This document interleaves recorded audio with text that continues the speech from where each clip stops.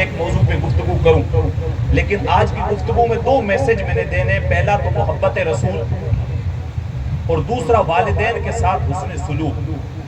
والدین کے ساتھ آج ہمارے معاملات اچھے نہیں رہے اور اللہ کی قسم اچھے نہیں رہے، چاہے اس کے کچھ ہی ریزن رہے ہوں، لیکن دھیرے دھیرے اولاد جو ہے وہ ماں باپ کی نافرمان ہوتی جا رہی ہے۔ آپ اندازہ لگاؤ، جس قوم کا جو قرآن ان کے نبی پہ نازل ہوا، اس میں اللہ نے اپنی عبادت کے بعد سینکڑوں جگہ پہ اپنے ماں باپ کے ساتھ اچھا سلوک کرنے کا حکم دیا۔ فرمایا وَبِالْوَالِدَيْنِ إِحْسَانًا وَذِي الْقُرْبَى وَالْيَتَامَى وَالْمَسَاكِينِ، کہ اپنے ماں باپ کے ساتھ اچھا سلوک کرو، پھر کہا اپنے قریبی رشتہ داروں کے ساتھ اچھا سلوک کرو، یتیموں کے ساتھ اچھا سلوک کرو، اور جو مسکین ہیں ان کے ساتھ اچھا سلوک کرو۔ آج نوبت یہاں تک آ گئی ہے، رشتہ دار تو دور کی بات، یتیم دور کی بات، مسکین دور کی بات، ہم اپنے سکے ماں باپ کے ساتھ اچھا سلوک نہیں کر رہے ہیں۔ وہ ماں باپ جو پال پوس کے اولاد کو بڑا کر رہے ہیں، اولاد جب بڑی ہو جا رہی ہے، اپنے قدموں پہ کھڑی ہو جاتی ہے، وہ اپنے ماں باپ کو دھتکار دیتی ہے۔ ابھی جو مہینہ آ رہا ہے ربیع الاول کا، حضور علیہ السلام کی پیدائش جب ہوئی، آپ جب ماں کے پیٹ میں تھے، آپ کے والد کا انتقال ہو جاتا ہے، اور پھر آپ کی والدہ آپ کو لے کے ننہال آتی ہے، اور جب ننہال سے واپسی ہو رہی ہوتی ہے تو ایک جگہ پہ آپ کی طبیعت خراب ہو جاتی ہے، آپ کے ساتھ ام ایمن ہے، حضور کی والدہ ہے، اور پھر حضور علیہ السلام ہے، 6 سال کی عمر ہے۔ اب اتنا بخار ہوا کہ آپ سمجھ گئی کہ میرا یہ آخری وقت ہے۔ اپنے لخت جگر کو قریب کیا، ان سے محبت کی، 2-4 باتیں کرنی چاہیے جو ابن ہشام نے لکھی ہیں۔ آپ کو قریب کر کے کہا، بیٹے ہر ایک نئی چیز نے پرانا ہو جانا ہے، ہر باقی نے فنا ہو جانا ہے، باقی رہنے والی ذات صرف اللہ کی ہے۔ میں بھی جا رہی ہوں لیکن میرا ذکر باقی رہے گا، میرا ذکر باقی رہے گا۔ کہ میں بھی جا رہی ہوں، ہر ایک نئی چیز نے پرانی ہو جانا ہے، ہر باقی نے فنا ہو جانا ہے، باقی رہنے والی ذات اللہ کی ہے۔ اور آپ نے تاریخی کلمہ آپ کی والدہ نے کہا کہ میں بھی جا رہی ہوں لیکن میرا ذکر باقی رہے گا، کیونکہ میں تیرے جیسا ستھرا بیٹا چھوڑ کے جا رہی ہوں۔ جن ماؤں کے بیٹے اتنے عظیم ہوتے ہیں، ان ماؤں کا تذکرہ کبھی نہیں مٹا کرتا۔ 6 سال کی عمر میں والدہ کا انتقال ہو جاتا ہے، وہیں پہ ان جو ہے پتھروں کے اندر اپنی والدہ کی تدفین کرتے ہیں ام ایمن کے ساتھ، پھر لپٹ کر واپس مکہ آتے ہیں، پھر آپ اپنے دادا کے پاس رہتے ہیں، 2 سال تک دادا کے پاس رہتے ہیں، تو پھر 8 سال کی جب عمر ہوتی ہے تو دادا کا بھی انتقال ہو جاتا ہے، پھر چچا کی پرورش میں آتے ہیں، اور پھر جو بچپن کا دور حضرت حلیمہ سعدیہ کے ساتھ گزرا۔ میں بتانا یہ چاہ رہا ہوں، حضور علیہ السلام امام الانبیاء ہیں، تمام نبیوں کے سردار ہیں۔ ایک دن مسجد میں عشاء کی نماز پڑھا رہے ہیں، نماز پڑھاتے پڑھاتے جو ہے وہ نماز پڑھانے کے بعد صحابہ سے مخاطب ہوئے، اور مخاطب ہو کے منبر پہ کھڑے ہو کے کہنے لگے، کاش آج میرے والدین زندہ ہوتے، یا ان میں سے کوئی ایک ہی زندہ ہوتا۔ اور پھر خود حضور نے ارشاد فرمایا، میں عشاء کی نماز پڑھا رہا ہوتا، اس میں سورہ فاتحہ کی تلاوت کر رہا ہوتا، اتنے میں میری ماں کو میرے ساتھ کوئی کام یاد آ جاتا، اور میری ماں کمرے کا پردہ سرکا کے مجھے آواز دیتی، یا ابنی محمد، میرے بیٹے محمد میری بات سنو۔ کہ صحابہ اللہ کی قسم میں نماز کو چھوڑ کے پہلے اپنی ماں کی بات کو سنتا۔ یہ حضور نے لوگوں کو میسج دیا، یہ بتایا کہ ماں کی قدر کیا ہوتی ہے، اور وہ تو سکی ماں تھی جن کے تعلق سے حضور نے بتایا کہ اگر میری ماں مجھے آواز دیتی تو میں نماز کو چھوڑ کے پہلے اپنی ماں کی جو ہے وہ بات کو سن لیتا۔ اور حضرت حلیمہ سعدیہ جنہوں نے آپ کو دودھ پلایا، آپ کی بچپن میں پرورش کی، حضور جب مسجد نبوی میں ہوتے یا کہیں پہ بھی دیکھتے، آپ کی والدہ آ رہی ہوتی، حضرت حلیمہ سعدیہ اٹھتے اور ان کے لیے اپنی چادر کو بچھا دیتے۔ صحابہ پوچھتے، حضور یہ عورت خوش نصیب کون ہے جس کے لیے نبیوں کا سردار اپنی چادر بچھا دیتا ہے؟ کہا یہ میری ماں حلیمہ سعدیہ، سکی ماں نہیں ہے، صرف دودھ پلایا ہے۔ ان کے ساتھ حضور کا معاملہ یہ ہے، آج اولاد اپنی سکی ماں کی عزت نہیں کر رہی ہے، مائیں خون کے آنسو روتی ہیں۔ حضرت ہمارا بیٹا ہم سے سیدھے منہ بات نہیں کرتا، ہم سے عزت سے پیش نہیں آتا، ہماری قدر نہیں کرتا۔ کچھ نہ کچھ غلطیاں ماں باپ کی بھی ہیں، وہ اس طریقے سے ہیں کہ بچپن میں ہم اپنی اولاد کو توجہ نہیں دیتے، ان کی ایسی دینی تربیت نہیں کرتے جس کی بیس کے اوپر وہ پرورش اس کی ہو۔ ہم اس کو بچپن میں تو کلی آزادی دیتے ہیں، یہ فون لے لے، یہ گاڑی لے لے، یہ پیسے لے لے، یہ کپڑے لے لے، لیکن کبھی بھی اس کو دین نہیں سکھاتے، کیونکہ ہم لوگ خود دین نہیں سیکھتے۔ ہمارا معاملہ یہ، ہم دنیا داری میں اتنے مصروف ہو گئے، اتنے لوگ بیٹھے، ہم لوگ داڑھیوں والے ہیں۔ میری بات اگر کوئی بری لگے تو آپ مجھے معاف کرنا، لیکن آپ مجھے یہ بتائیں کتنے لوگ ہیں ہم میں سے، کتنے ہیں خالی داڑھیاں رکھی ہوئی، دیندار کتنے ہیں؟ سارا دن گایوں میں، کھیتیوں میں، یہ دودھ کا کام، یہ کام، سارا کچھ کرو، ایک دن موت آ گئی، یہ گھر سارے ویران کے ویران یہی پڑے رہے۔ لوگوں نے کندھوں پہ اٹھایا اور اٹھا کے لے جا کے دفنا کے آ گئے۔ اور وہ اولاد جس کے لیے سارا کچھ کر رہے ہو، حضرت بچیاں واسطے سارا کچھ کری جانا، وہ تو تمہیں غسل خود نہیں دے رہے ہیں، وہ تو حاجی صاحب کو بلا رہے ہیں یا حافظ مراد صاحب کو بلا رہے ہیں، امام صاحب کو سدو، امام صاحب آتے غسل دیسی۔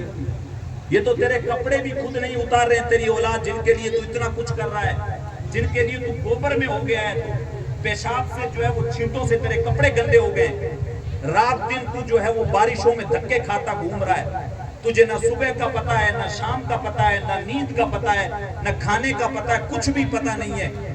اور جب تیرا انتقال ہوا تو یہ تیرے کپڑے بھی کینچی سے پھاڑ کے اتار رہے ہیں۔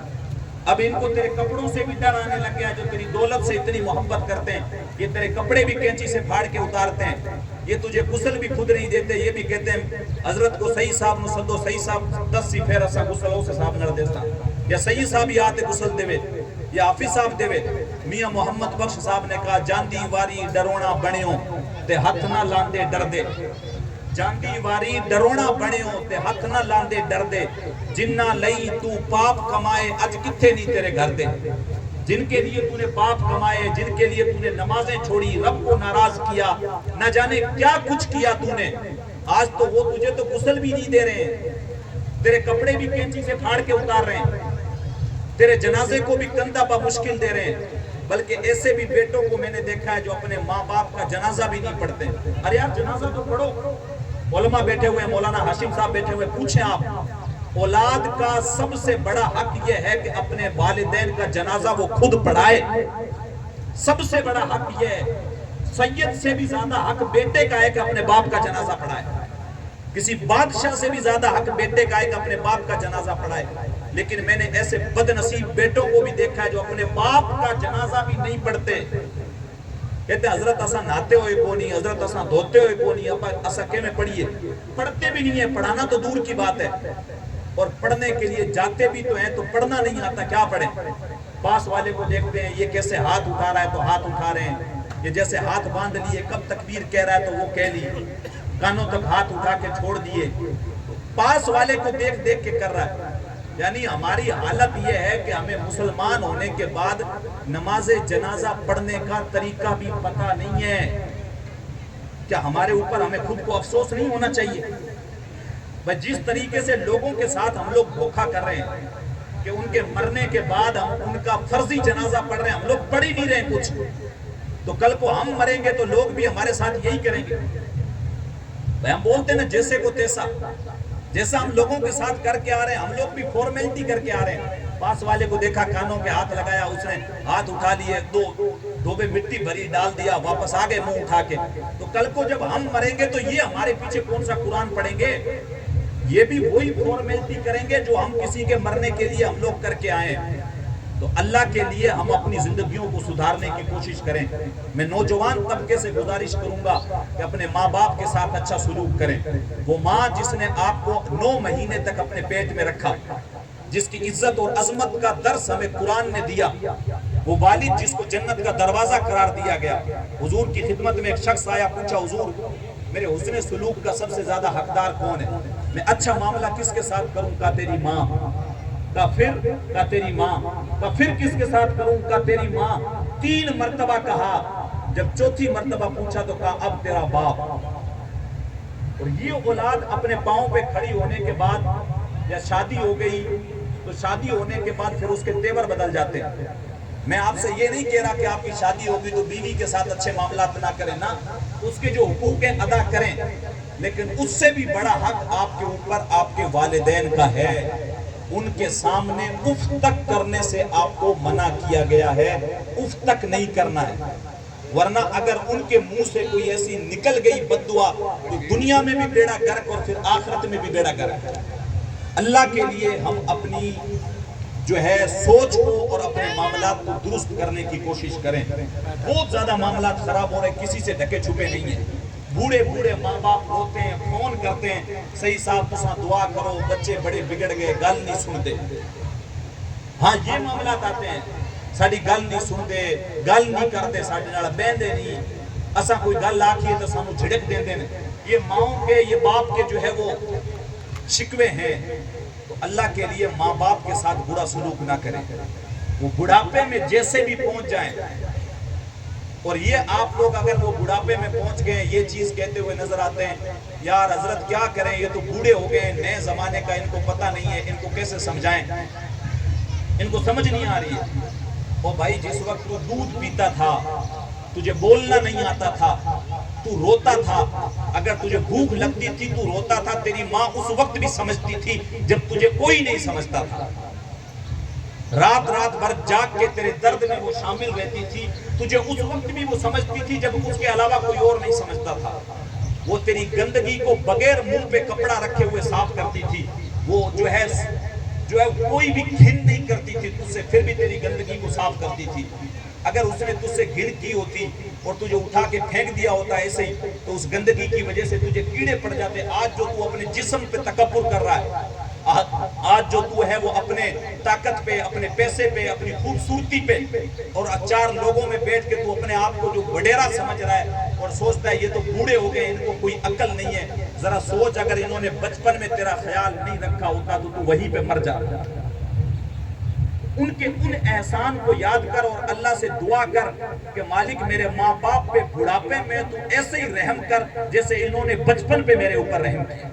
یہ رب نے دعا سکھائی ہے کہ ماں باپ کے لیے جب دعا کرو تو یہ دعا کرو کہ مالک ہمارے ماں باپ پہ تو بڑھاپے میں ایسے رحم کر جیسے ماں باپ نے ہم پہ بچپن میں کیا ہے۔ ماں باپ کے ساتھ اچھا سلوک کریں۔ حضور کی سیرت ہمارے سامنے پڑی ہے، ہمارے اسلاف کی سیرت، دنیا داری ہے، بڑی مختصر زندگی ہے، سائلنٹ اٹیک آتا ہے، بندہ منٹ کے اندر ختم ہو جاتا ہے۔ تو جیتے جی ماں باپ کی قدر کریں، مرنے کے بعد تو پھر ہر کوئی مس یو لکھتا ہے، مرنے کے بعد تو پھر کبھی جو ہے وہ مدر ڈے آتا ہے، ماں کا دن آتا ہے۔ آج کل الگ الگ دن ہے، fathers day, mother day, brother day, work day, ہر ایک الگ دن آتا ہے۔ تو سوشل میڈیا پہ اٹھایا فوراً اور ماں کا کوئی فوٹو لگایا اور اس نے لکھ دیا مس یو ماں، ماں آج میں تمہیں بہت یاد کر۔ وہ جب تک زندہ تھی تب تک تو اس کو دوائی نہیں دلائی، وہ جب تک تیری آنکھوں کے سامنے تھی ڈھنگ سے اس سے دو باتیں ہی نہیں کی، جب تک تیرا باپ بیٹھا ہوا تھا جنت کا دروازہ کبھی تو نے اس کے پاؤں ہی نہیں چومے۔ اب تو جو ہے وہ لوگوں کو دکھاوے کے لیے فیس بک کے اوپر پوسٹیں کر رہا ہے، ابو میں تمہیں بہت مس کر رہا ہوں۔ تو ابو تو جب دنیا میں جی رہا تھا تو اس کو تو کبھی ڈھنگ کے فروٹ ہی نہیں لا کے دیے تم نے، وہ تو فروٹ کھانے کے لیے ترستا رہا، تو دوستوں کے ساتھ اچھے اچھے کھانے کھاتا رہا بازاروں میں اور پوسٹیں اور سیلفیاں لگاتا رہا، آج یہ کھایا، آج یہ کھایا۔ کبھی ماں باپ کے لیے بھی کوئی اچھا جوس لے کے آیا کہ آپ یہ پیئے، یہ بازار کے اندر نیا جوس آیا ہے؟ تو کیا فائدہ جب وہ دنیا سے گزر گئے اس کے بعد ان کے لیے کچھ کرنا۔ اور میں ہمیشہ کہتا ہوں جیتے جی ماں باپ کے لیے کچھ کریں۔ قدر اگر کسی کی کرنی ہے تو جب تک وہ دنیا میں ہے تب کریں، مرنے کے بعد تو پھر کرتے ہی ہیں۔ اگر زندگی میں کسی نے ماں باپ کے لیے کچھ نہیں